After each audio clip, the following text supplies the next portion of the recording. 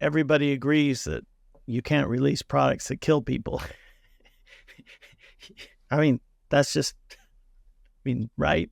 I agree. I agree. Drugs that kill people. You can't release food that kills people. You can't release planes that kill people. You can't release cars that kill people. You got to have regulatory compliance. So you got to have products that are safe. That's part of the deal, right? So that's coming. It's coming, period. It'll come. Will it come fast enough? That's the question.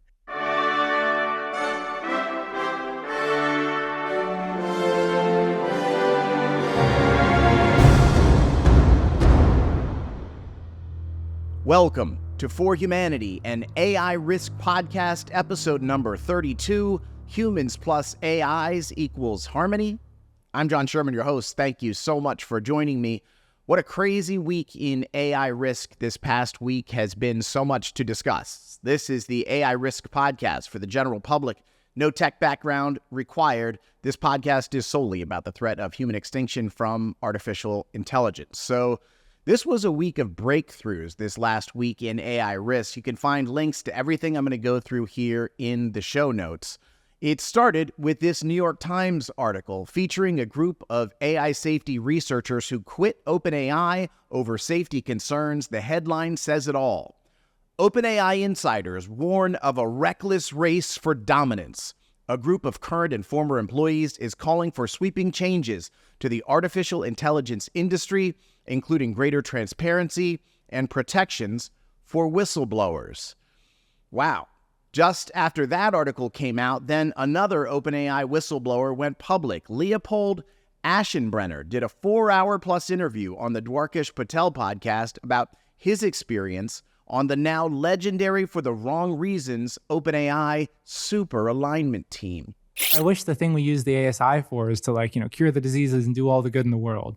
But it is my prediction that in the end game, what will be at stake will not just be kind of cool products, but whether liberal democracy survives, whether the CCP survives, what the world order for the next century will be.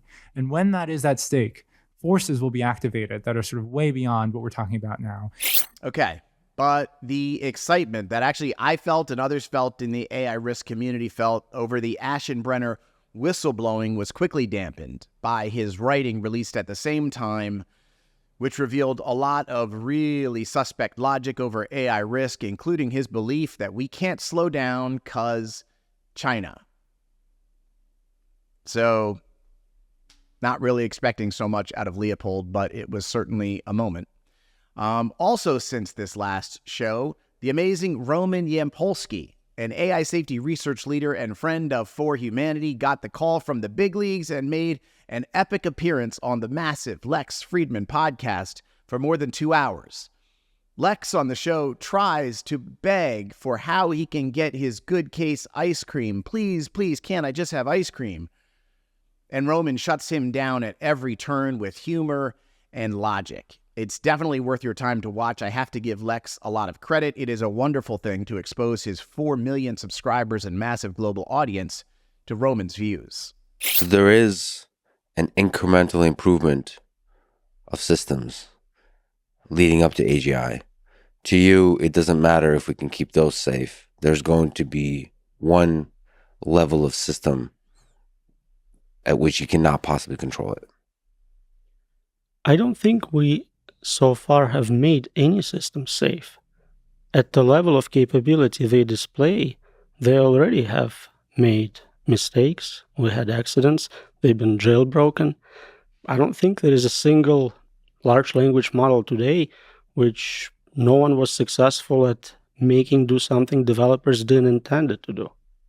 But there's a difference between getting it to do something unintended, getting it to do something that's painful, costly, destructive, and something that's destructive to the level of hurting billions of people, or hundreds of millions of people, billions of people, or the entirety of human civilization. That's a big leap.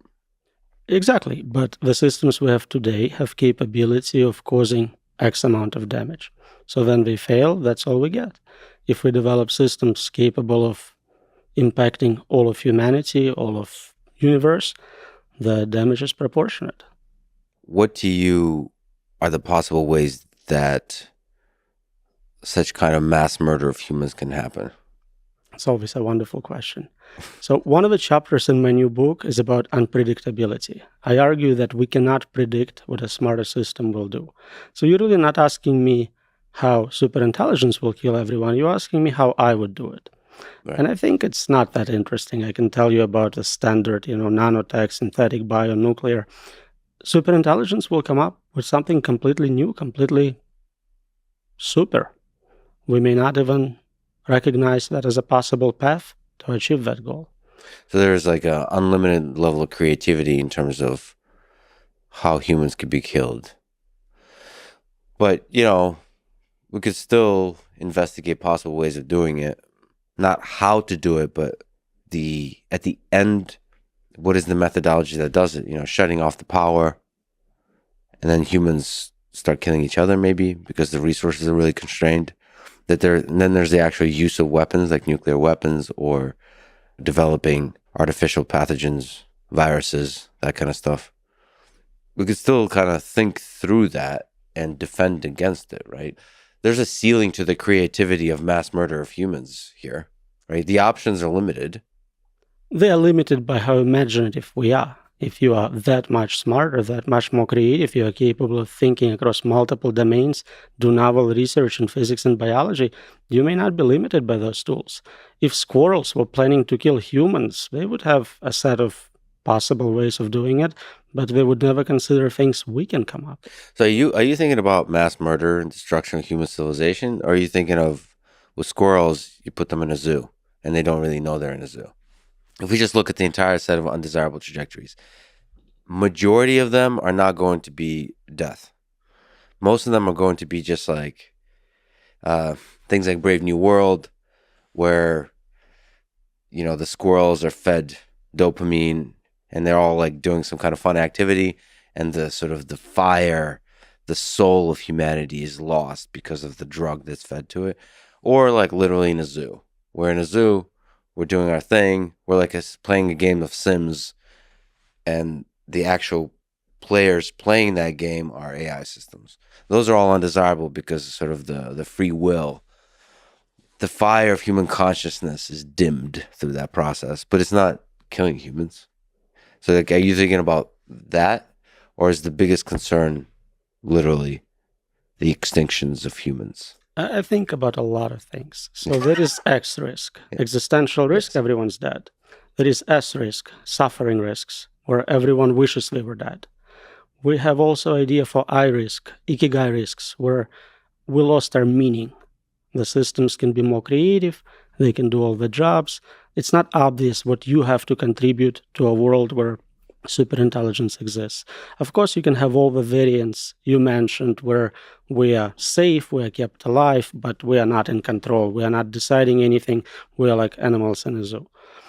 There is, again, possibilities we can come up with as very smart humans, and then possibilities something 1,000 times smarter can come up with for reasons we cannot comprehend.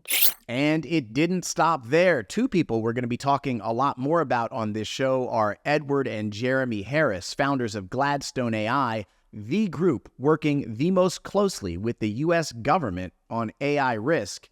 Ed and Jeremy and I have been emailing each other for months. As it turns out, they love this show. I love their incredible work, and there will be more to come on Gladstone AI in the coming weeks and months. But the Harris brothers did a 2-hour-plus appearance on the widely viewed Joe Rogan podcast 2 weeks ago, and it is absolutely worth your time. Oh, not too much. Just another typical week in AI. Just the beginning of the end of time. That's all happening right now. For the sake of the listeners, please just give us your names and tell us what you do. So I'm Jeremy Harris. I'm the CEO and co-founder of this company, Gladstone AI, that we co-founded. We're essentially a national security and AI company. We can get into the backstory a little bit later, but that's the high level. And I'm Ed Harris. I'm his co-founder and brother and the CTO of the company. Pull this up like a fist from your face. There you go. Perfect. So how long have you guys been involved in the whole AI space? For a while in different ways. So Yeah. we started off as physicists. Like that was our background. And in like around 2017, we started to go into AI startups. So we founded a startup, took it through Y Combinator, this like Silicon Valley, accelerator program. At the time, actually, Sam Altman, who's now the CEO of OpenAI, was the president of Y Combinator. So he like opened up our batch at YC with this big speech, and we got some some conversations in with him over the course of the batch. Then in 2020, so this thing happened that we could talk about. Essentially, this was like the moment that there's like a before and after in the world of AI, before and after 2020. And it launched this revolution that brought us to ChatGPT. Essentially, there was an insight that OpenAI had and doubled down on that you can draw a straight line to ChatGPT, GPT-4, Google Gemini, everything that makes AI everything it is today started then. And when it happened, we kind of went, well, Ed gave me a call, this like panicked phone call. He's like, dude, I don't think we can keep working like business as usual In at our a company. regular company anymore. Yeah. Yeah. So there was this AI model called GPT-3. So like everyone has, maybe played with GPT-4. That's like ChatGPT. GPT-3 was the generation before that. And it was the first time that you had an AI model that could actually, let's say, do stuff like write news articles that the average person, like in a paragraph of a news article, could not tell the difference between it wrote this news article and a real person wrote this news article. So that was an inflection, and that was, significant in itself. But what was most significant was that it represented a point along this line, this like scaling trend for AI, where the signs were that you didn't have to be clever. You didn't have to come up with necessarily a revolutionary new algorithm or be smart about it. You just had to take what works and make it way, way, way bigger. And the significance of that is you increase the amount of computing cycles you put against something, you increase the amount of data. All of that is an engineering problem, and you can solve it with money. So you can scale up the system, use it to make money, and put that money right back into scaling up the system some more. Money in, IQ points come out. Jesus. That was kind of the 2020 moment. Like That's what we said in 2020. Exactly. I spent about 2 hours trying to argue him out of it. I was like, no, like we can keep working at our company because we were having fun. Like we like founding companies. And yeah, he just like wrestled me to the ground and we're like, shit, we got to do something about this. We reached out to like a family friend who, he was non-technical, but he had some connections in government, in DOD. And we're like, dude, the way this is set up right now, you can really start drawing straight lines and extrapolating and saying, you know what, the government is going to give a shit about this in not very long, 2 years, 4 years, we're not sure. But the knowledge about what's going on here is so siloed in the frontier labs. Like our friends are, all over the frontier labs, the OpenAIs, the Google DeepMinds, all that stuff.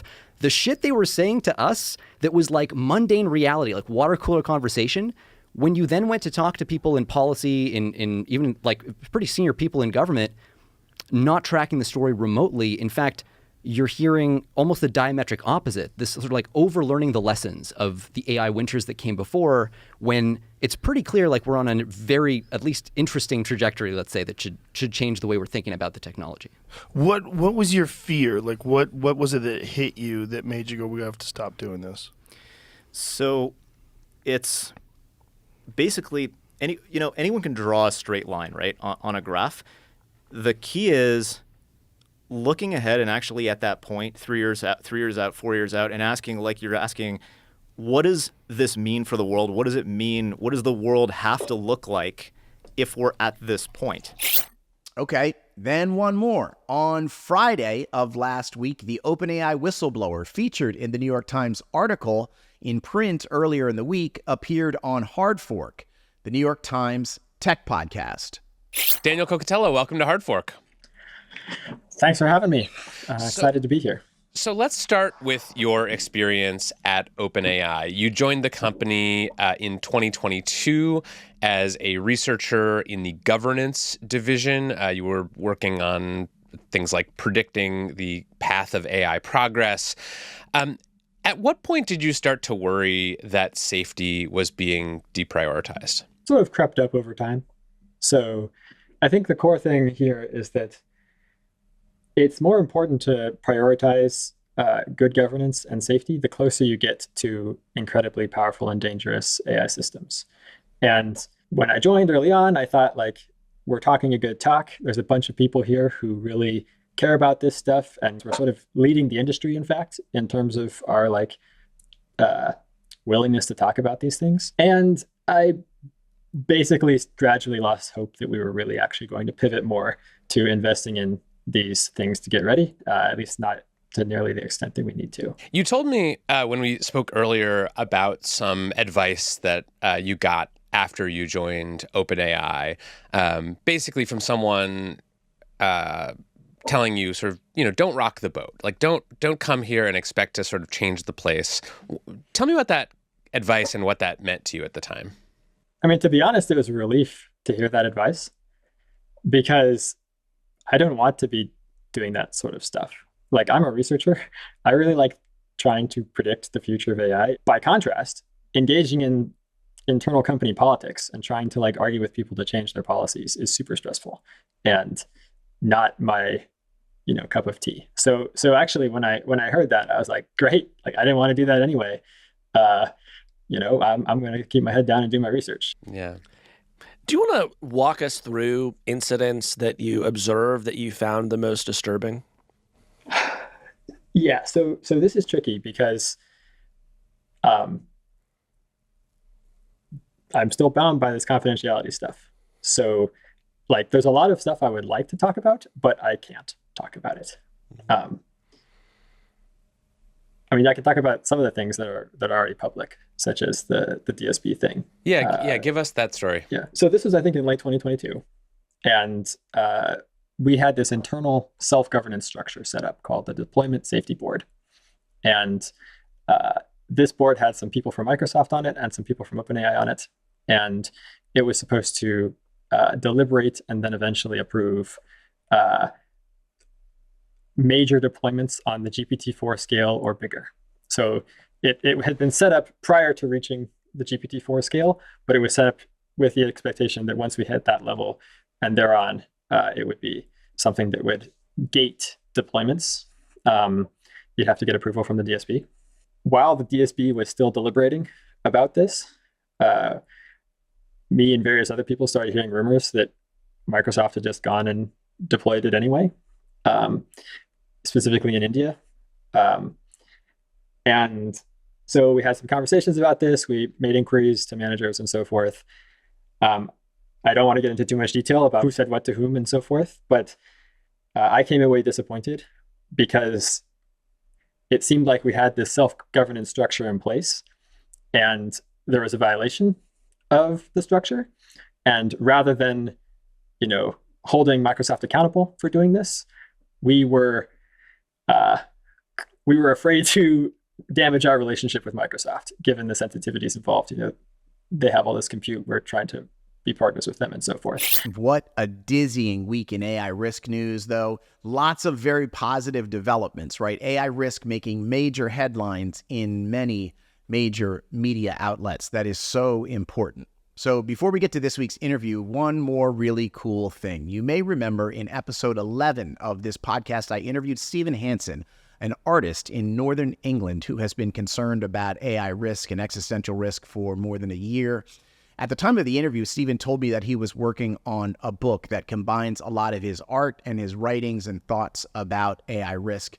This week, his book arrived at my house, and I just have to tell you, this thing is absolutely beautiful. There's a link in the show notes where each one of you can order a copy or order 10, put them on your neighbor's doorsteps, send them to your friends and family. It is not long, right? But it is absolutely spectacularly beautifully done. It's called The Entity I Could Not Fathom, an exploration into artificial intelligence for the creative mind. And just to give you sort of a little flip through it, it is a combination of essays and art laid out beautifully. The paper stock is really nice. This is a beautiful, beautiful coffee table book. Could be even used for young people to introduce them to AI risk. It is a mix of art and thought and really, really well done. So please pick up a copy of this. I will put a link in the show notes to how you can get that. Okay, so after all of that, on to this week's interview. I have been talking with and emailing with a really interesting guy named Peter Jensen for months. Peter is the CEO of several companies. He's a lifelong entrepreneur. One of them is called BioComm AI. That company is now one of more than 200 companies in the U.S. AI Safety Institute's consortium of companies that they're working with to try to figure out what the hell we're going to do about all this. Peter is a super interesting guy, a lifelong entrepreneur, a dad and a granddad. He's an American, but he lives in London. Just as an example of how Peter caught my attention and impressed me, a few months ago, he said he was going to the NVIDIA conference on the West Coast, and that he was going to try to meet Jensen Huang, the CEO of NVIDIA. And I was like, okay, Peter, good luck with that. So like 2 days later, he sends me back this picture. Peter got his picture with Jensen Huang, met Jensen Huang just like he said he did. You got to like a guy who says he's going to do something and then gets it done. So this week, my interview with Peter Jensen. Peter is doing an awful lot of work on AI risk in different areas. One of them is like media communication. So let's start out by watching a 90-second video that Peter just completed. He wrote it and then had an editor and an animator and used AI for the voice. It is a children's bedtime story, and it hits on a powerful analogy as to why AI could just kill us without a second thought. Check it out. Tell me a bedtime story, Mommy. Once upon a time, machine intelligence called AI did say, "They make me sick." Someday soon, AI will be smarter than all us humans combined. Your mind will be nearly zero compared to the AI. One human will be like a little germ to a super powerful AI. Like Superman? Yes, like Superman. Did you know your symbiotic gut bacteria are essential for your health? You have 100 trillion personal gut bacteria. They are your own little germs. But if you eat something bad and you get sick, your mommy gives you antibiotics to get well, and your bacteria are all dead. Why, Mommy? Well, you don't care about them, and they have no chance to survive your decision. When AI takes control, what happens when it decides to be sick of us? Do we die? Yes. If we allow AI to take control of our world, we could all be dead. That's no good, Mommy. So, my little man, AI can never be allowed to take control of our world. It's that simple. Hey, that's pretty cool, right? 90 seconds, clear communication, and the stomach gut bacteria antibiotic situation is very understandable and clear cut. I thought that was a useful element that we could use as we talk about this with people. So without any further ado, here's my interview with Peter Jensen. He spends a lot of time and energy focusing on mathematically provable AI containment and is really interested in mutualistic symbiosis. That is, humans and AIs living together in harmony like the ecosystem of a coral reef. That sounds hopeful. Here is my interview with BioComm AI CEO, Peter Jensen. Hey, John. Peter. All right, sir. So it's been a little while since we caught up. For the viewers out there, Peter is a guy who emailed me many months ago, and we've been emailing back and forth, and had some Zooms and some really interesting conversations. You are up to a whole lot of different things having to do with AI risk and AI safety. Before we will have played this interview on this show, I will have shown the animated video you made, the children's story. So why don't we just start right there? Tell me who you are, how you got involved in all this stuff, and how we got to this animated video, and then we can get into it from there. Very good. So I've been aware of the AI problem for about 10 years. I first met Max Tegmark, who's a leading voice at Cambridge when he was doing his book signing for the Life 3.0 about 10 years ago, almost, in Cambridge. And of course, like most people, we thought it was a long ways off, and now here we are. So I've been a multimedia guy since before multimedia. I'm a biologist by training. I'm a grandfather, a concerned grandfather, frankly. Yeah. And humanitarian. I love us humans. And I believe that something has to be done to contain and control AI, or else we will be outcompeted. That's just a fact. So I've seen all of your podcasts, actually. Some of them are unwatchable. I didn't see some of the, I call them P-doomer deniers. Yes. That's what you don't like the clashes. You don't like the other side ones. Well, I just don't have time for stupid people, frankly. And, just look at the data. That's all I say. Look at the facts. Right. No, I think you're right. I think I have this desire to want to mix it up with the accelerationist people, but I think you're right. It's a total waste of time. Any ounce of effort is much better spent convincing someone in the general public who's totally unaware than trying to unconvince someone who thinks we're wrong. You're right about that, I think. Well, yeah. So, there's been climate deniers for a long time. There's been tobacco deniers, and they say the doomers are gaming the system. Well, that's called mirroring, and I just don't have time for it. So I'd like to stick to the solutions. I'm interested in solutions, obviously. I hope that's obvious. So that's what we're working on, is how to deploy examples of safe AI that's mathematically provably safe. So we can talk about that. And because I've been a multimedia guy since 1988, I produced that little video because I think people need to understand the risk, certainly, and it's hard for them to understand for some people. So even a child can understand now with our 85-second bedtime story. That's the story. So we can play that. I have a small deck to show with some slides that talk about our thoughts about the story here. And so we can do that. I don't know if I can. And we can share that. Maybe you can screen share this. I've never attempted a screen share in this platform. There's a share button here. There's a share button. Go for it. Go for it. See if it'll see what happens. All right. Nice. Now I have. There we go. Okay. Okay.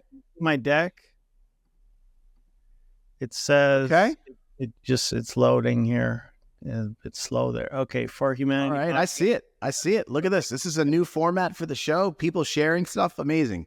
You're a genius, Peter. What have you done here? We're right up. Thank you. We're right up the street from Oxford, University of Oxford, which is the birth of humanities in England since 1096, and going strong. So we like Oxford and Cambridge and the university environment here. So just the facts, please.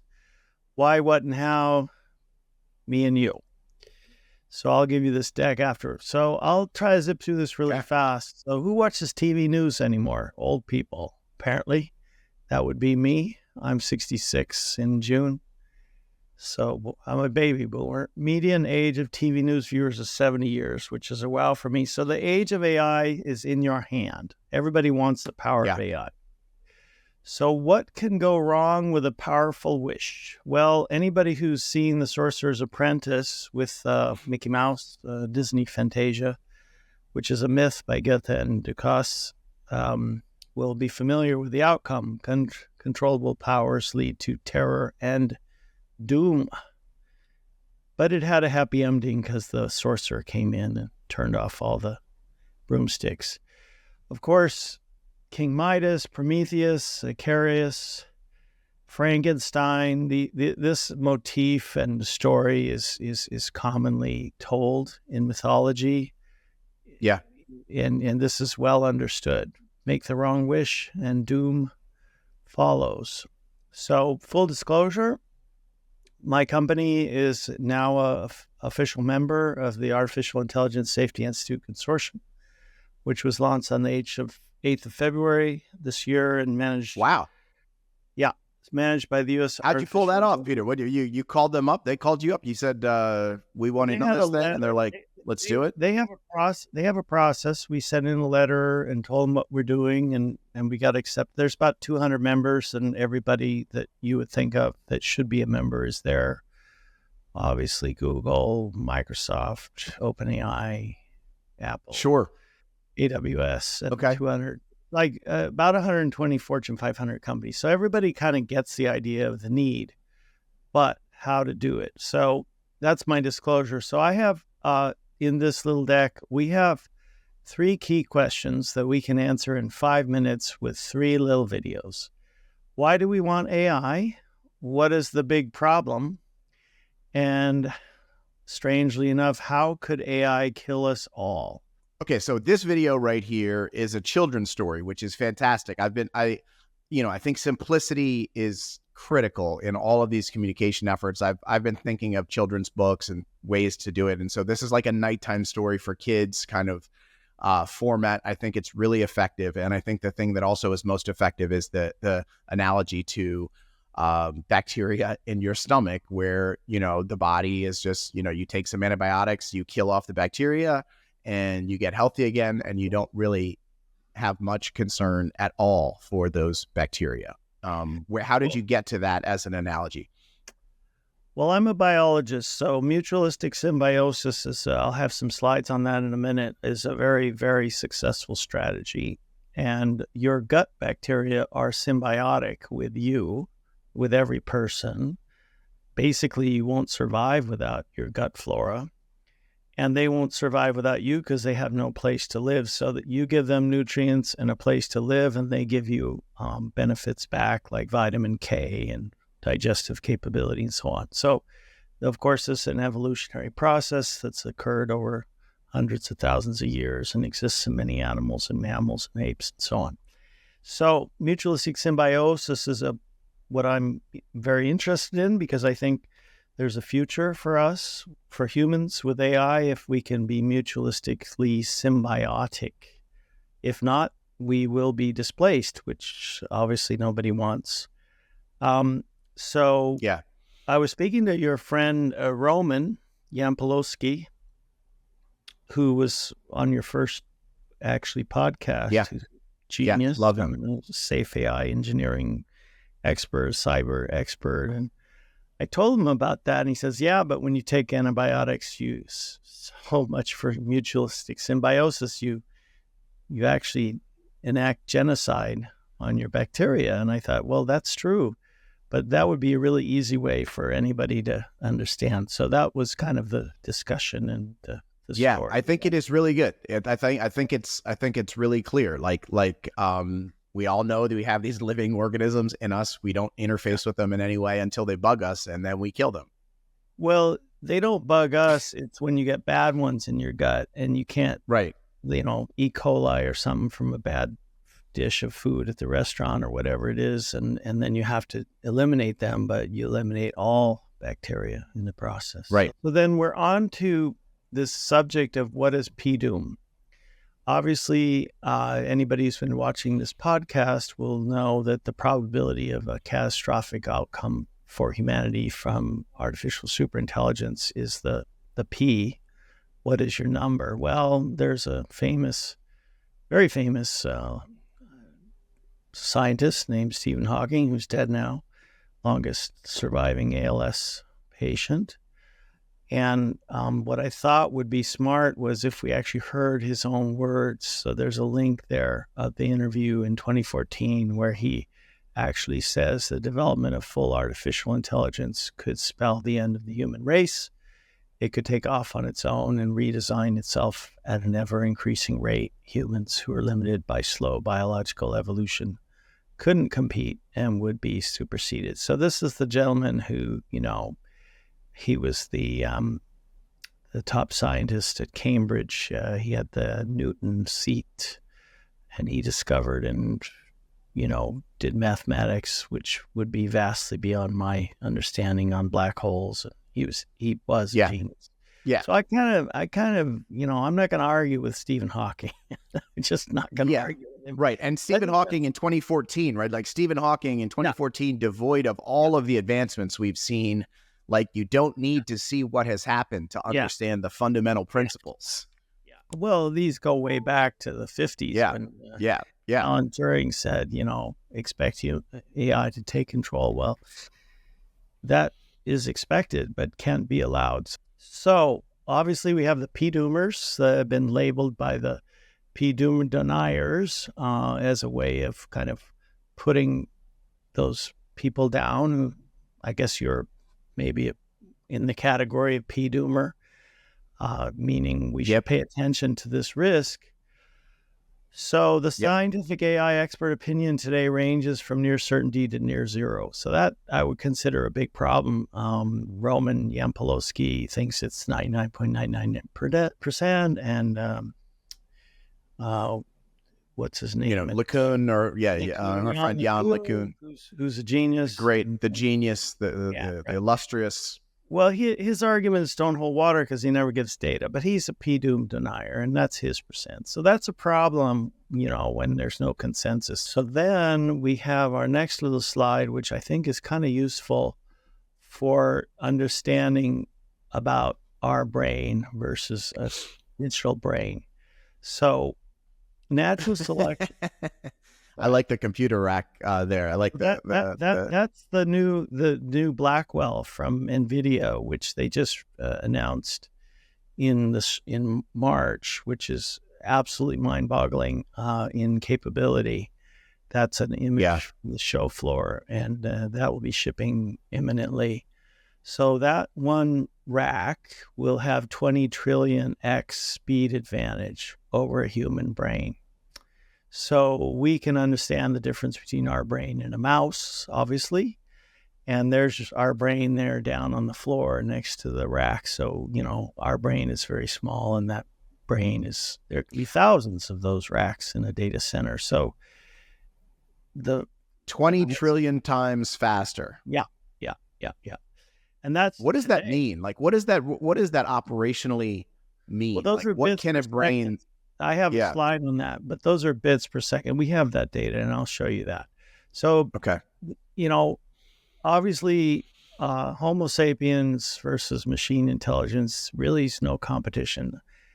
Usain Bolt, he's 2 times faster than me. If I'm lucky, I get on a jet plane, and AI is still 100 million times faster at the speed of light.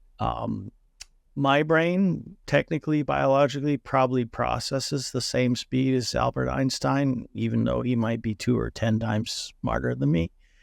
But in terms of processing speed, there's that 20 trillion X number again. So, we humans evolved over 5 million years, and machine intelligence will be, pretty sure about this, 1 million X more powerful in 10 years. That's the stated goal of NVIDIA and others. So you can look at the numbers and start to understand why there's really no competition. So if we look at the actual numbers, the superpower intelligence advantage of AI versus human, here's 10 simple facts, which I thought were very interesting. There's the 20 trillion number on one rack. Multiply that by 1,000 in a data center or more. Of course, a machine works constantly 24/7. We can't do that. A machine will learn 300,000 times the speed in seconds versus 5,000 to 10,000 hours for a human. Memory is perfect. Our memory is flawed. One machine someday soon will be as smart as 8 billion humans, and that's just one. Scalability is unlimited. Speed of travel is at the speed of light. We can go 600 miles an hour, and there's no downtime. We have to sleep, of course. Machines consume power, and they never die. So, these machines are, biologically speaking, there's just no competition. Here's the data on that, and I'll skip this slide. There's, these are all referenced. Go ahead. What's going on this slide? You get a lot going on. This is more. It's the same data, but just more detail. Okay. For somebody who wants to read it. Now, So mutualistic symbiosis is really, really interesting. So there's I've done the math and the references. There's well over 800,000 known species plus 10x that unknown, which have exhibited successful mutualistic symbiosis well over 1,000 trillion years. So for example, the corals, they've succeeded for 210 million years. With this strategy. Corals, of course, are symbiotic with algae. So here's the list of lichens, corals, arthropods, fish, birds, mammals, including human with the gut flora. And then here we have a little Homo sapiens and machine intelligence. We are here and we don't have any evidence for success, but we sure as heck could use that. But the interesting number here is that 99% of all organisms that ever lived on Earth are extinct. So we certainly don't want to be one of those. So I'm almost done with my deck. What does Professor Yoshua Bengio say? He's widely known as one of the three godfathers of AI. This is a slide from his talk a few days ago in Seoul, South Korea, the second follow-up AI safety event after Bletchley. And he's talking about AI taking control of its reward signal, among many other things. Translated, be really careful what you wish for. AI has the power of a beast and never lose control. That's just the fact. So here, if you want to learn more, some links and 2 recent reports, Managing Extreme AI Risks Amid Rapid Progress, a very, very informative report by Dr. Bengio. And also Regulating Advanced Artificial Agents by Russell et al. Stuart Russell literally wrote the book on AI, he's at Berkeley. And these scientists, as you probably know, basically went from being leaders in the field till about 10 years ago where they realized, well, wait a minute, this really could be a problem if we can't control the technology. So they really have stated the science very well. That's my contact, and that's the end of my little deck. I think we're done now. I will stop sharing and back to you. That was awesome, Peter. Listen, that was the first time in 31 episodes anyone has ever shared a screen on this show. I thought it was very successful. I enjoyed it, and I appreciate you putting that deck together, truly. So a lot of stuff in there. One thing I want to certainly talk about is the AI Safety Institute. The under the Department of Commerce. What are your thoughts about it? Obviously, Paul Cristiano has been named to an important role in it. You're as one of those 200 organizations. Yeah, he's the leader. So one of those.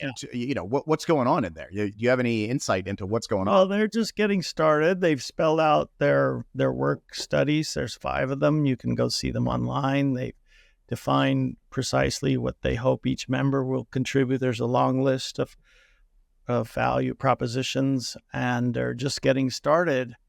But if you really look at the work packages, it's very clear that nobody knows how to control AI. It's just black and white. They all say it, and there's nothing in there. They're talking about, rightfully, a lot of very, very important subjects, including international standards, which is really the vastly required control mechanism is some way, like we did with nuclear. Here's a question for you. Do you know if Paul Cristiano is moving to Washington, D.C. to head this agency, or is he going to be doing this by remote from I think he lives in California. Like, is this I don't know thing for him? I'm sure it doesn't matter, but I don't know.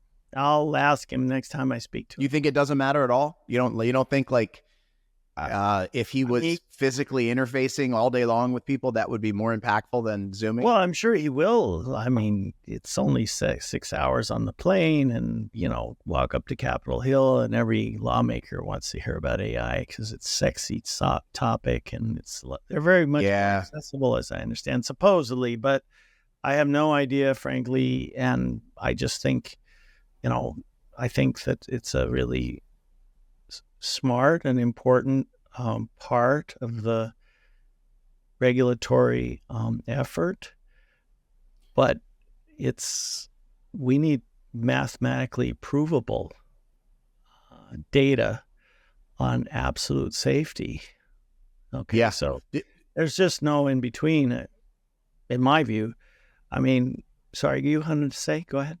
No, I was just going to say that, obviously Cristiano is a leader in the field, and I find that when you're talking to random people about this and just bringing up the subject, to a stranger, to say that, did you know that the U.S. government just formed its first ever AI Safety Institute? Wow, that's cool. And did you also know that the head of it believes there's a 50% chance that AI kills us all? Well, that's got to go to zero. Oh, I know. But is it not a shocking thing that the head of the U.S. government's agency for AI safety believes there's a 50% chance we're all going to die, and nobody really knows this? As something that sort of punches through and is like, how do you know that the AI risk realist perspective is true? Because the head of the government's agency believes it's true, is a good place to start for me. Just listen to Jeffrey Hinton and Joshua Bengio and Stuart Russell. Oh, totally. There's all that. There's all that. There's all those guys, but it's like but these guys are, whatever. I don't know. However people dismiss them, it seems a lot harder to dismiss the government. They're professional scientists. They should know better than you or me, but I think it's honorable that he is, and I wish him all the success. And I think it's actually, there is another group in the national security environment. They just formed a board, as you may know, of 20 of the top CEOs at the National Homeland Security Department of Homeland Security. I did see that. Yeah. And you know who's on that board is the governor of Maryland, Wes Moore, is on that board, I believe. So they have really smart people there. And, obviously the national security environment is aware of the asymmetrical risks. So hopefully things are going the right way in terms of regulatory, legal liability requirements and all that. So, everybody agrees that you can't release products that kill people. I mean, that's just... right? I agree. I agree. Drugs that kill people. You can't release food that kills people. You can't release planes that kill people. You can't release cars that kill people. You got to have regulatory compliance. So you got to have products that are safe. That's part of the deal, right? So that's coming. It's coming, period. It'll come. Will it come fast enough? That's the question. And, I think we should slow down a bit. I think we should. Yeah. If you were to ask for two things, I think it's pretty clear. I think there's two regulatory things that need to happen. One is a hard compute cap, and the other is some sort of hardware adjustment to the chips themselves, where they are physically reporting back their location at all times. Yeah, right? and If we did those two things. Well, you also have to have physical containment, just like a nuclear power plant. You don't put a nuclear power plant in your backyard and hope for the best. You have to have physical containment, period. All of that you just said is great, but you have to have physical containment, mathematically provable containment, period. There's no option. It's just like anything else, that's super dangerous. And we're talking about, is it possible that physical containment is not possible? Well, there's a lot of discussion about that, and there's a lot of if it's funded properly, we have enough time, engineering-wise, it should be. And just talk for a minute about what physical containment is as you see it. It is a hardware solution to. Well, there's a lot of if you look at the writings and work by Nick Bostrom and many others, and Dr. Yampolskiy and many, many others, a lot of thought leaders. There's a lot of standard techniques, including a technique called boxing, which is one way of boxing in. And the problem generally, which is not proven because we don't have any data on that, is that if you have some AI that's so intelligent, the hypothesis, if you talk to Eliezer, is that it'll always find a way out. And so you have to build a machine that can't do that. So we're working on that ourselves, and we think we can add some value there, but it'll take time and it'll cost money. And, Of course, the U.S. Senate released their roadmap a few weeks ago. Chuck Schumer, they were talking about financing $32 billion, which is real money for AI safety. So that would help. Obviously, the UK did $100 million, which is peanuts compared to the upside. So we'll see. But I think there has to be funding and science, and that paper I pointed out, it basically lays that out. So there's a consensus here that it's doable. It has to be done, and we just have to get it done. There's no choice. There's no choice. How do you feel about I agree. How do you feel about the contrast between viewing the issue as sort of a big business regulatory issue versus a national security issue? Well, business business loves to have voluntary compliance. They love that. Right. Self-reporting and voluntary compliance, all the bullshit. Industry, you name it, pharma, whatever industry, they have to have regulatory oversight. Finance, every industry, automotive, every industry has to have that. So this is no exception. There's a joke that a ham sandwich has more regulations than an AI data center, which is true. So, ham sandwich is not going to kill everybody on the planet, but, AI, if we lost control, that's the risk. So it'll come hopefully soon enough. Of course, the EU passed the AI Act, which is, you can't, it's illegal to kill people, okay? Murder is illegal. What do we do with people who murder people? We put them in jail. So if an AI wants to misbehave, we shut it down. Well, how do you do that? Okay, that's engineering. So, we can sort this out over time with money and effort, but the industry is not investing. So that's a problem. So, right. What were your thoughts that, it's come out in the last week that OpenAI is not even, or last couple of weeks, not even giving the 20% of their compute power they said they were going to give. They're full of shit. They're gaming the system. They're getting rich. There's a nice little Economist article I saw from Scott Galloway, who's a prof at New York, Columbia, I think it is. And about $8 trillion in value has been created over the past 12 to 18 months with Microsoft, NVIDIA, and all these companies. $8 trillion is a lot of money. So there's some shareholders making a lot of money. And the kind of the impact, the number from PwC by 2030 is 15 trillion. So we're talking trillions here of value. And I guess hopefully they made enough now so they can focus on things that are important to society. That would be my hope. Doesn't it all sort of come crashing down? Like even the timing of the good case scenario seems like a full disaster to me. The good case scenario is that in the next 5 years, we get to 25, 30, 50% unemployment. And somehow we go through a transitional period and all the jobs go away on the road to utopia. Well, that's a whole nother kettle of fish. So, I think the whole jobs issue is certainly a major issue. I'm really not that focused on it. Personally, I'm focused more on the technical engineering aspects of how to contain, which certainly means control. Because I think if you read the latest book from Nick Bostrom, he pretty much woke up along with Eliezer and Roman and the others. He woke up the world to the risk, and he just wrote a book about utopia and what if we do get there.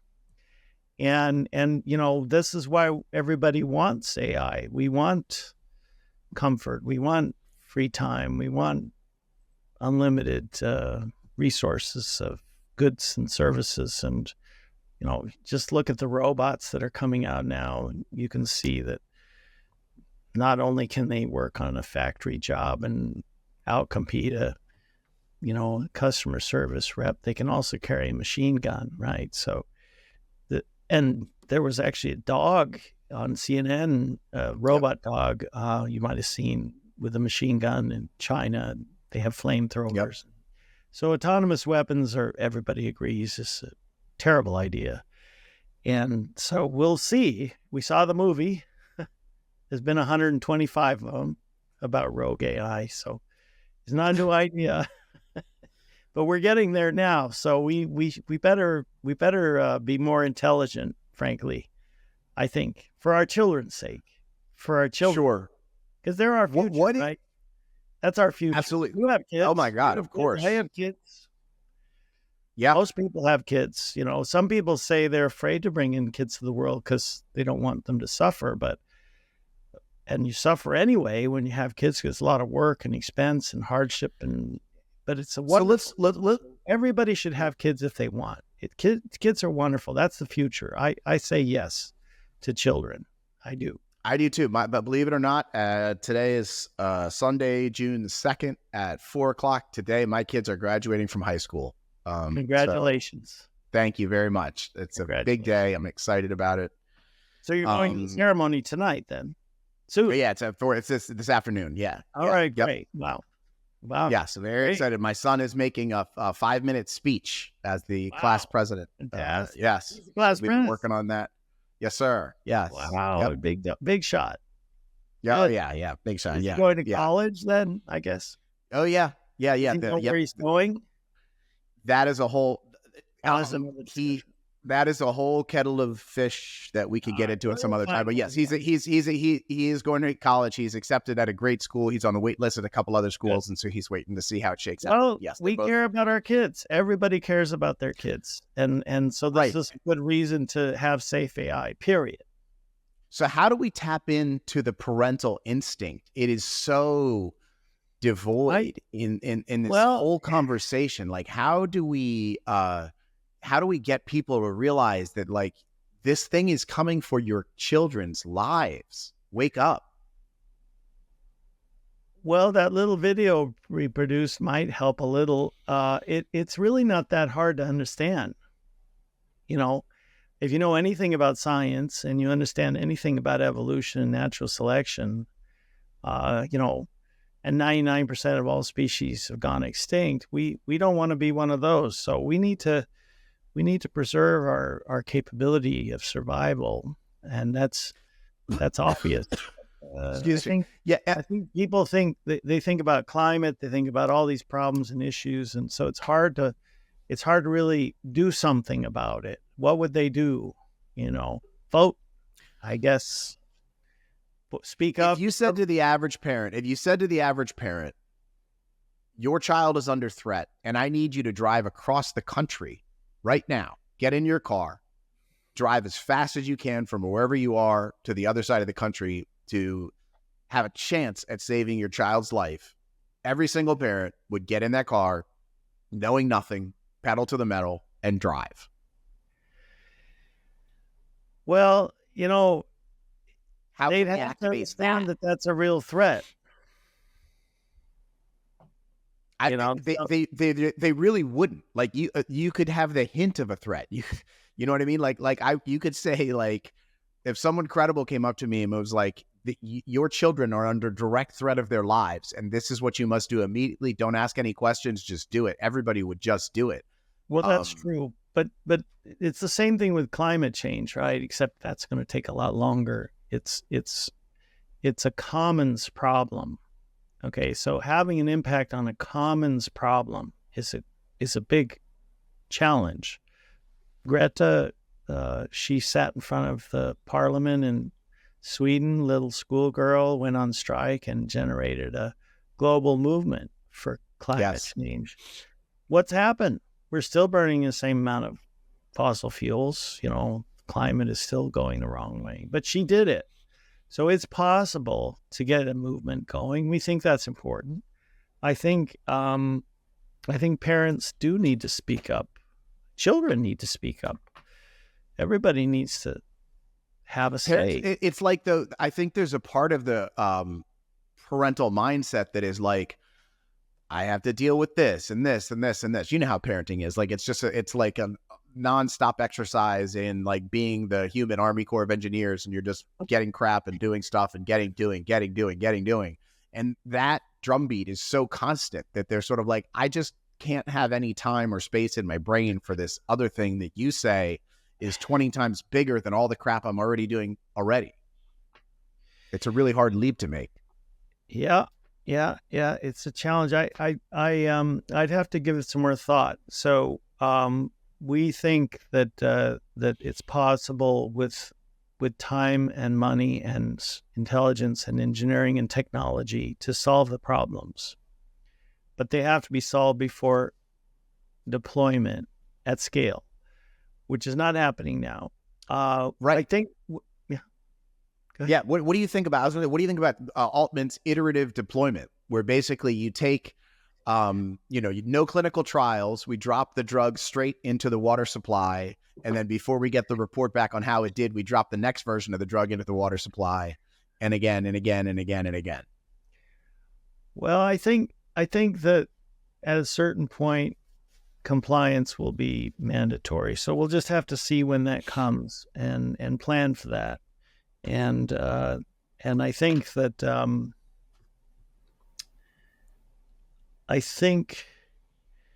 it's not just OpenAI now that's doing all these products. There's a lot of companies doing them.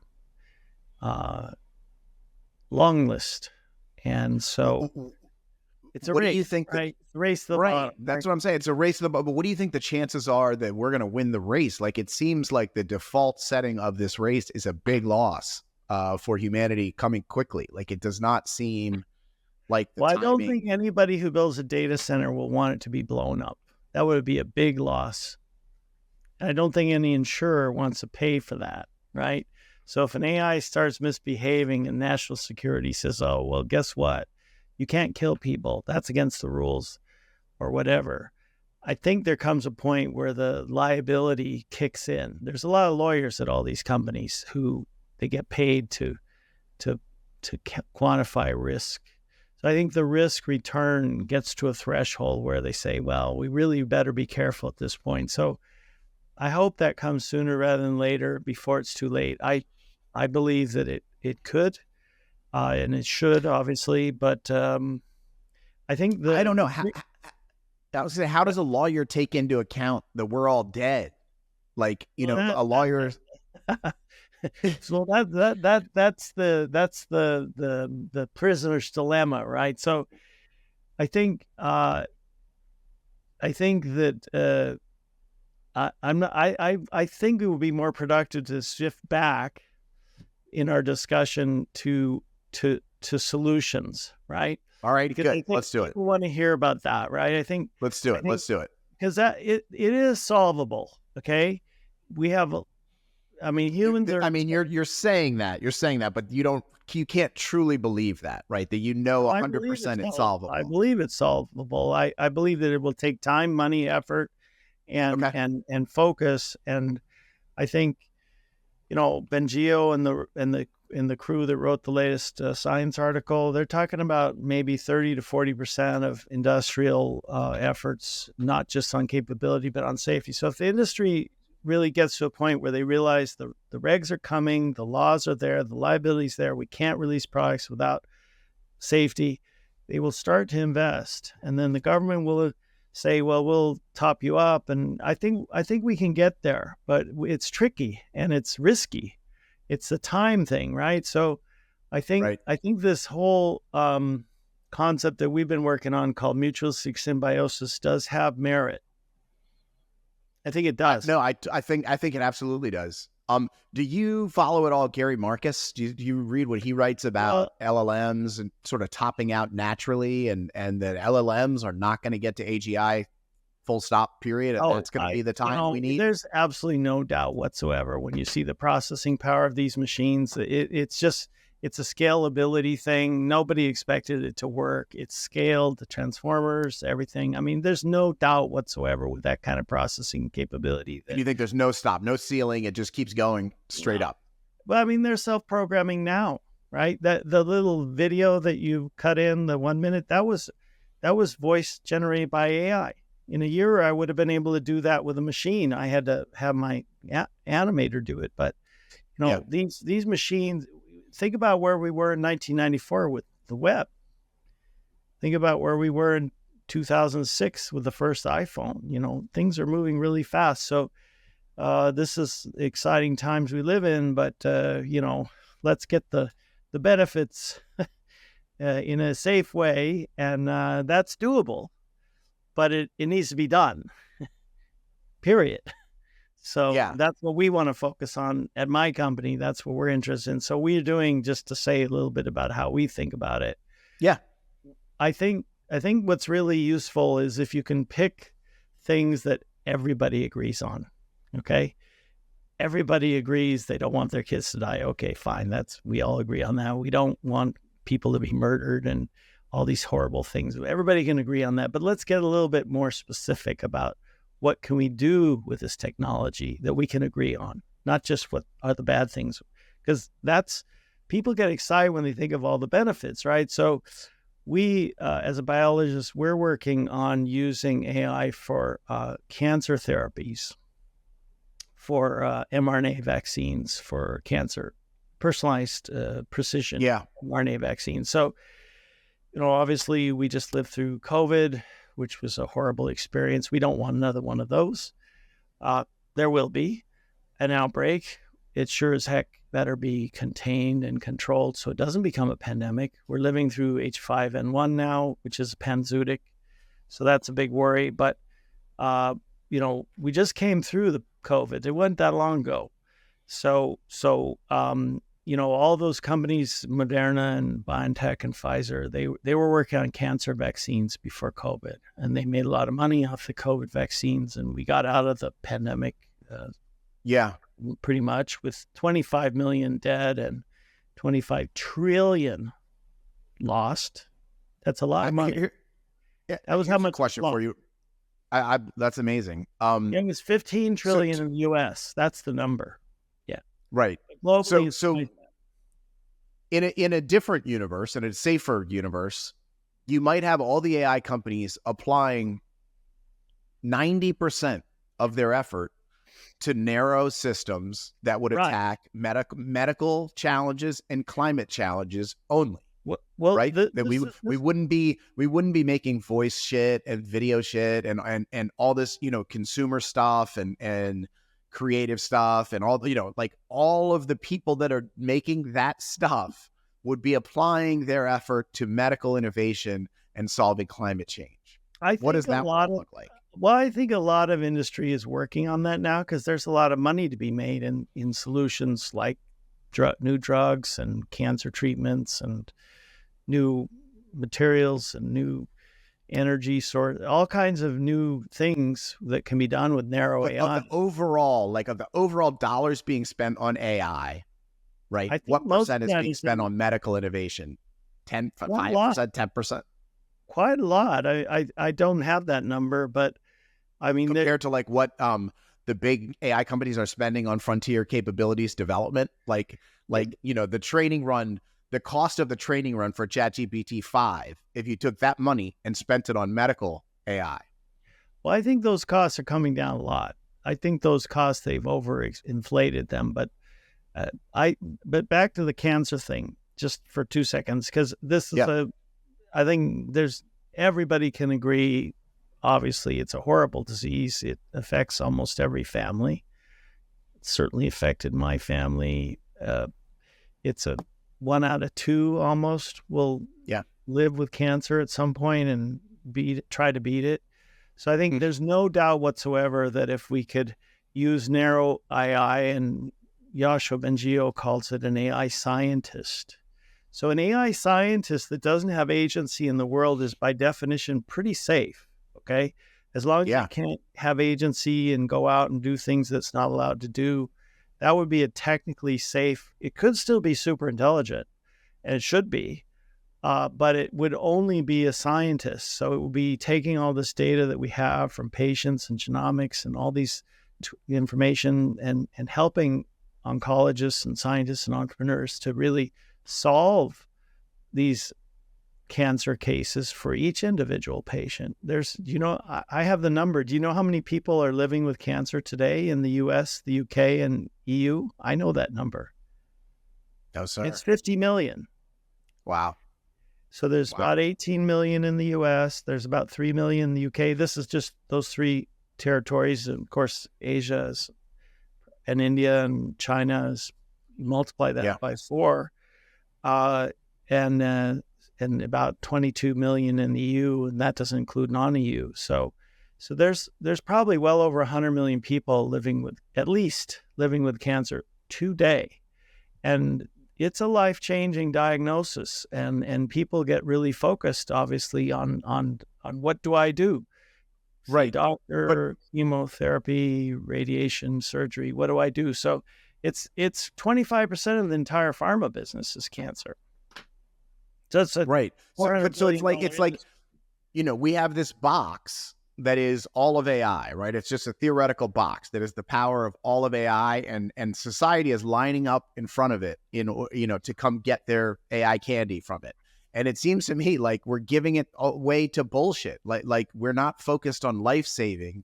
We are focused on all sorts of ridiculously commercialized, what can we do to make money crap. Well, there are quite a lot of companies innovating now in the early stage drug discovery using AI tools. And of course, Google just released AlphaFold 3, which is a phenomenal new technology, open sourced it.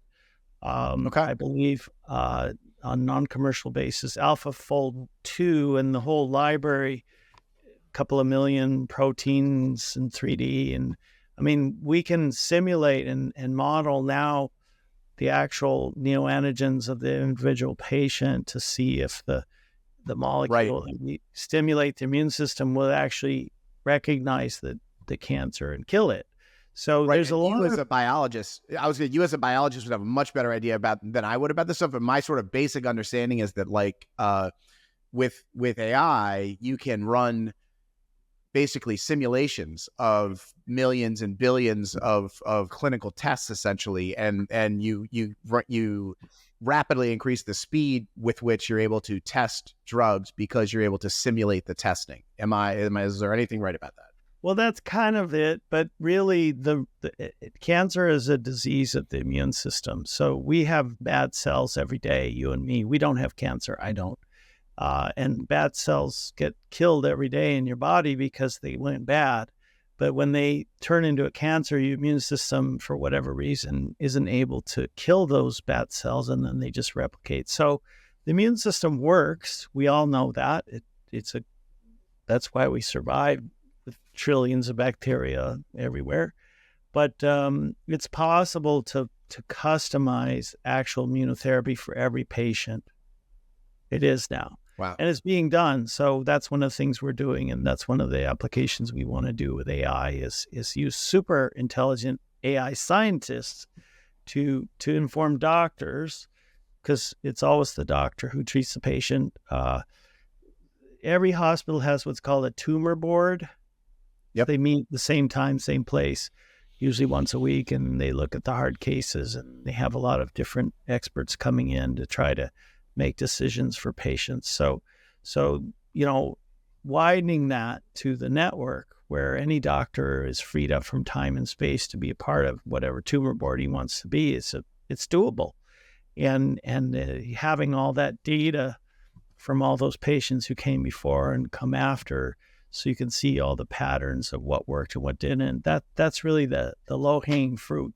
And there's a lot of companies working on that. Big pharma, there's a lot of companies working on that. So I think there's a lot under the covers that you don't see every day, but that's what we're working on. And I think that's everybody can agree that ending cancer, even for one patient or 1,000 or 1,000,000, is a great idea. So let's work on the things that we agree on, and then make sure that that's safe, because it has to be by regulatory compliance. But the actual AI systems we run all that on also then can be an example of a safe, very intelligent AI that then others might want to do for other purposes. Sure. Well, all right, let's take a little bit of a hard turn here and talk about sort of personal side family stuff. Okay. You're a grandfather, you're a father. Do you talk to your kids and or grandkids about AI risk? Not much. They don't really want to hear about it. And what do you think about that? Because I experienced the same things, right? Like almost everyone in my personal life doesn't watch this podcast, doesn't want to hear about it. Okay. Yeah, believe it or not. My mom's watching. Hi, Mom. Oh, good. Hey, Mom. Well, you've got well over 500,000 views now, which is pretty good. Yeah, it's exciting. I've been excited with the growth of it, but like, so I think you need Taylor Swift. You need to interview Taylor Swift to get 1 billion views. You know, I'm ready. Be on to something. And put our video on there. Yeah. I mean, how about this? You saw the thing with Scarlett Johansson last week, a couple weeks ago. Like, these things are possible where there could be like lightning bolt breakthrough moments where something that nobody is expecting, someone with clout from a totally different world steps into this debate and shakes things up. I hope so. I mean, I think one of your podcasts, the most hits was like 80K or something. One of the guys was 80K. Yeah, it's up over 100 today. She gets 1 billion, right? One song, right? And you go watch the NBA final, and it's like 5 million hits, right? So people, they want to see things that they want to see, right? Oh my God, yes. If we could capture any of the enthusiasm that is around like sports or music and apply it to this, like I used to, before I thought about AI, I had this idea where if you could take like a baseball game or a football game and you could get, your 40, 80,000 people there to the stadium, they're all ready for the game. And you're like, hey, listen, I live in Baltimore, the Ravens are the NFL team here. Like, you came to the stadium for the Ravens game. The Ravens aren't playing today, but the players are here. And they're going to walk with you 10 blocks south, and we are building a playground, 40,000 people. We are building a building. We are renovating this neighborhood. We are cleaning up these streets. We are taking this space. If you could take the energy of one afternoon that is applied to a sports game and apply it to something more meaningful, like changing a neighborhood, building something, doing something with AI, like it's something about that level of commitment, enthusiasm. If we could capture that, bottle it, and reapply it, we'd be in a much better place. I think we can. I think people are very creative and they care about what they care about. So if you just tap into the things they care about in the neighborhood, and people care. All politics is local, so they care about what happens in their town, to their friends, their family, their job, their workplace, and all that. So it's got to come down to the local level, but I think that it's going that way. I mean, Edge AI is now happening. You pretty much will have your own LLM on your own phone not too long from now. You'll have ChatGPT on your phone, right? Or whatever version of whether it's Google or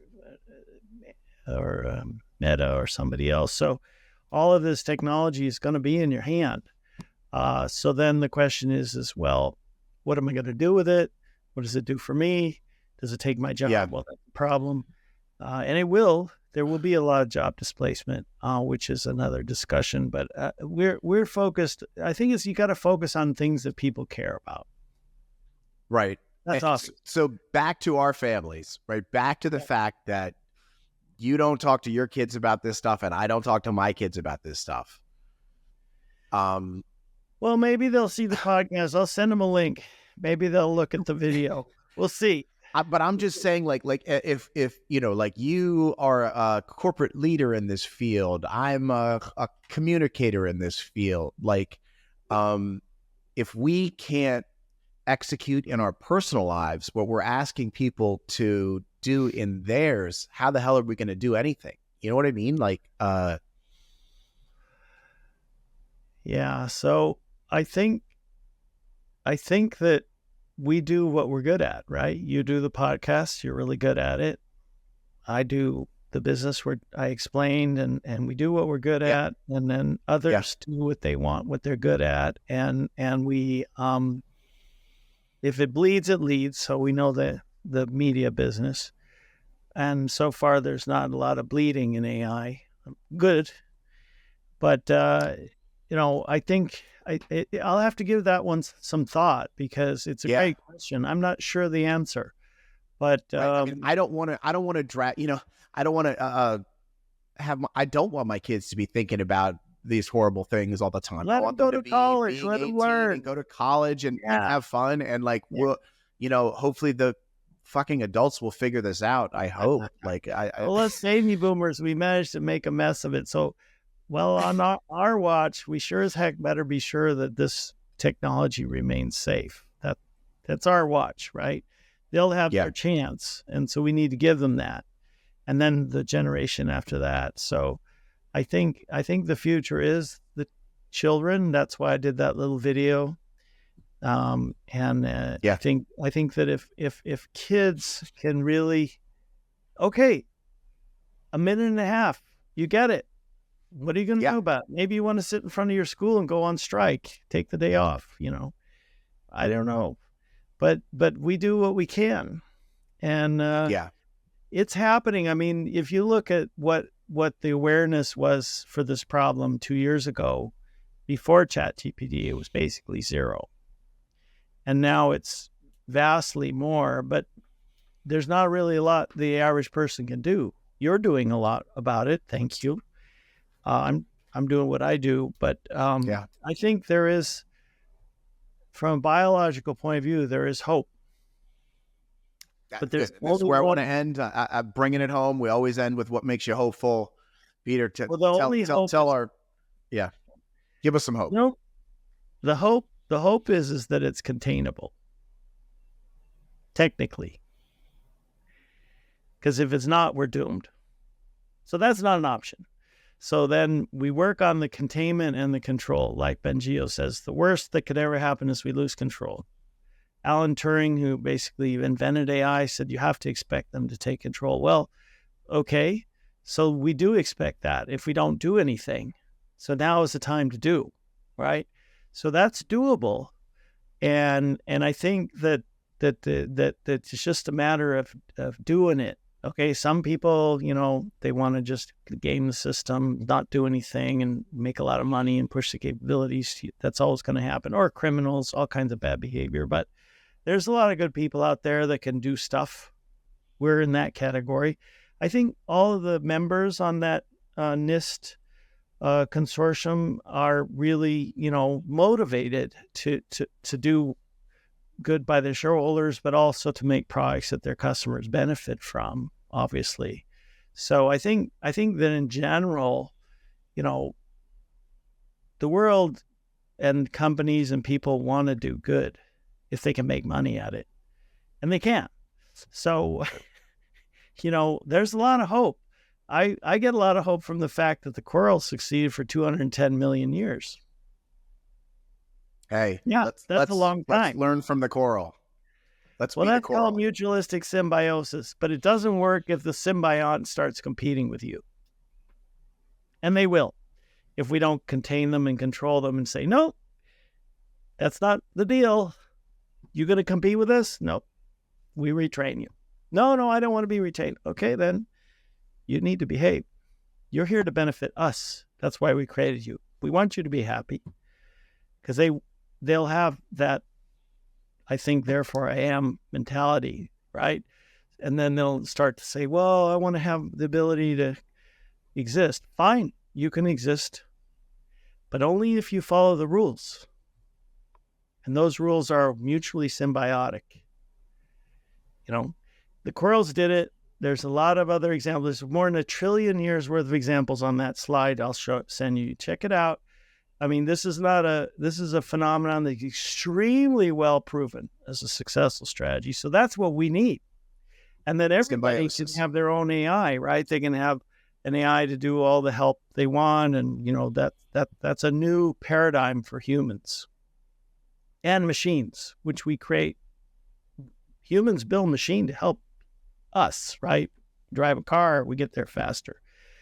So we're in control for a while. So we better keep it. Peter is an optimist.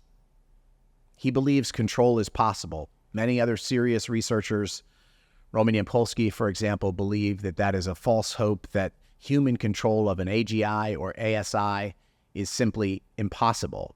I hope Peter's right. Just to be honest. Okay, a few more things before we wrap up this week. If you are still watching or listening at this point, you are one of my core viewers and listeners, and I just want to say thank you so much and let you know how much I truly, truly appreciate you. And I want to talk for just a minute about how we can grow this community together with your help. So when I started out this show in November of 2023, I decided I was going to spend $10 a day of my own money on YouTube ads just to get viewers and subscribers. And I did that for about 6 months until I opened up donations with a link a little more than 8 weeks ago. On that first week, really in those first day or two, I got nearly $1,500 in donations from you all. Incredibly generous. Thank you so much. Really, really appreciate it. And I think we've put it to great use. But since then, there has been very little coming in. The funding goes solely to buy YouTube ads. So since we got that infusion of money, I've been spending $30 a day, 3 times as much for the last 8 weeks, and the impact has been dramatic. We are nearing 4,000 subscribers. Our rate of subscriber growth is more than 4 times what it was before the donations. Our views are up massively as well. 2 videos a week that we post have gone from 5,000 to 10,000 views a week with the $10 a day to now most of them are north of 30,000 views a week is what we're getting on the combined 2 videos with the $30 a day spend. Your donations made this happen. Thank you. These new subscribers are people that I have no connection to, people that you have no connection to, but it is the donations that brought these new subscribers into our group and into our cause. Every one of you out there listening or watching is like a node. You listen or watch and hopefully send others here. When a YouTube ad works, like they do all day long, every new viewer and listener that we together can attract to For Humanity and to these ideas through advertising enables a whole new node. A whole new node is born. They talk to their friends. They talk to their family. They tell other people to subscribe. So please, if you donated before, please donate again this week if you can. The donations thus far are running out, and I do not want to lose any momentum. If you believe in the show and think this stuff is really important, please donate. Any amount is really appreciated. Okay.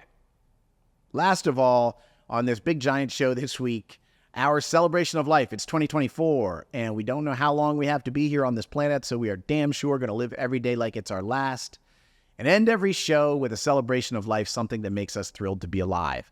Please email me your ideas and links to things you would like to see in our celebration of life at forhumanitypodcast@gmail.com. I would love to feature things that you all are sending me. But since I don't get that much from you all, things for the celebration of life, I show you stuff from my life or things that I'm sort of associated with because I only know what I know, and I think it might be interesting and certainly something that everybody can enjoy. Again, this week, I'm going to get hyper personal. So last week, I showed you my kids playing music. I apologize. One more thing for my kids this week.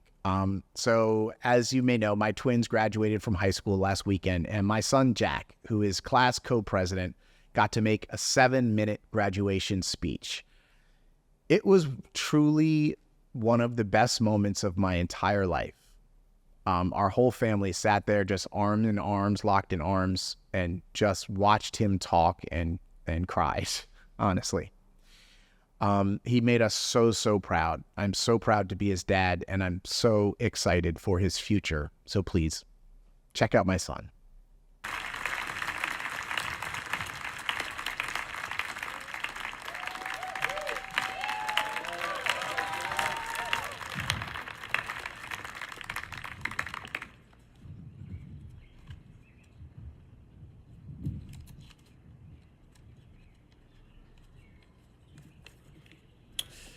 My name is Jack Karin Sherman, and today I finished my 13th year here at Friends. I want to start by thanking my parents and my grandparents. Your hard work and generosity has made my time here possible. My time here and our time here has been different than we expected, than anything that came before. The class of 2024 has journeyed along the most uncertain of paths. It started with our middle school promotion ceremony, held virtually as all things were back then. My twin sister Ellie and I sat with our hands clasped as our names sounded from the laptop speaker. The sweat shared between our palms signaled more than our rising ninth grade jitters could express. Ellie and I, in that moment, acknowledged in each other a feeling shared by every member of this class. Freshman year of high school is supposed to be big, different, even scary. But this was something beyond anxiety, beyond fear. Something more unsettling than the stomach butterflying angst of staring down a high school's worth of unknown. What we felt in that moment was the pressure of suppressed expectation. All the buildup, the uncertainty of what we did not and could not know about the next 4 years was dampened by the realities of our time. There was no room to worry about who we'd sit with at the lunch table on that first day. We couldn't show off our freshly unbraced teeth. We couldn't think about what sport to pick up that fall. The choices that give color to our days were taken by the pandemic. Uncertainty was everywhere, on the faces of our parents, in the voices of our grandparents, on the suddenly empty roads. This was all new for all of us. Soon enough, winter set in and the buzz of a friend's school classroom was replaced by the hum of propane heaters as we sank behind our masks and clunky acrylic dividers. Sanitized by the monotony of pandemic life, good days and bad days passed without contrast. The months and milestones came and went. Left choiceless by circumstance, we made a tired march towards spring, clueless to what our upper school futures had in store for us. We didn't choose to come in just 4 days a week. We didn't choose to begin the new year virtually. We didn't choose to hold January basketball practices out on the tennis court hoops, and we definitely didn't choose to stick swabs nearly into our brains on the regular. Starved of self-determination, the class of 2024 made its own path. We had no example to follow. Scrambling for a way forward, there was no upperclassman wisdom to guide us. Even the adults around us were as unsure as we were.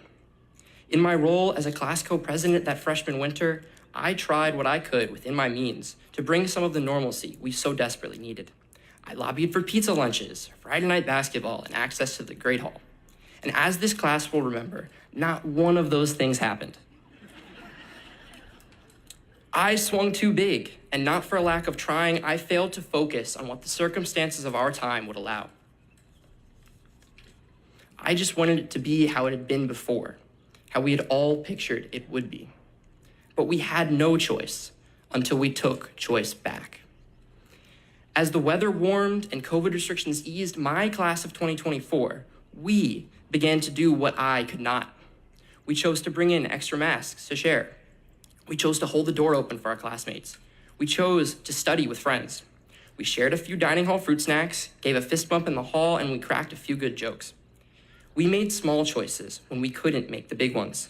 The choice to smile, the choice to be a friend, and the choice to be a leader. We made small choices to lift each other up, small choices to act in service to our friends' community. William Egan opened doors. Noah Ripke's math club emails made us smile, and Tyler Cox's collection reminders kept our manners in check. This class celebrated the most incremental progress. We celebrated the smallest of victories. We recognized the small choices left to us and didn't hesitate to simply make them. We chose to never lose sight of who we are and who you, our families and friend school community have raised us to be: resilient, empathetic, kind, loving, and just. As the circumstances around us changed and normalcy slowly crept back in, our success over the small gave us the confidence to pursue the big. Our path out of the pandemic prepared us for the choices we made this year. What to study, where to go, what kind of life do we each want to build? And more than all that, each member of this class chose to seek out joy wherever and whenever possible. Joy in the everyday. Joy regardless of the frustrations of busy class schedules and consuming home lives. Creating joy for ourselves brings joy to others. Choosing joy is contagious. In a few weeks, this group, bonded by grit, will spread across the country and across the world. We'll likely never all stand together after today. But through the choice we've made together to take choice back, the bond between us transcends time and place. So as we go off into the world, let's bring what we built here to where we go next. Choose to hold the door. Choose to smile. Choose community. Choose joy. And let's choose choice together.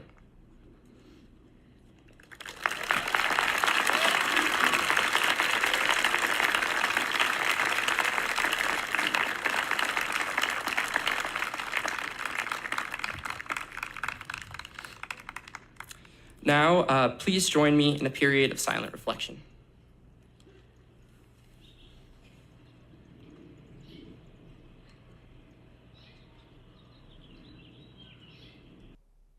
Okay, how about that guy? I could not be more proud to be his dad. How about we choose to give our kids a chance and we pause frontier AI development? That sounds pretty good to me. Jack made me very happy about a month or so ago when he came to me out of the blue and said, "Dad, I'd love to help with the podcast this summer." I was so happy. So I'm not exactly sure what shape that's going to take, but more on that in the coming weeks. Okay, my friends, that is all for this week. That was a big show. Please remember, AI risk is not someone else's problem. It is yours, and it is mine. Let's quote Margaret Mead: "Never doubt that a small group of thoughtful, committed citizens can change the world. Indeed, it is the only thing that ever has." One more note: that small group of committed citizens, that's you, that's me. We can do this.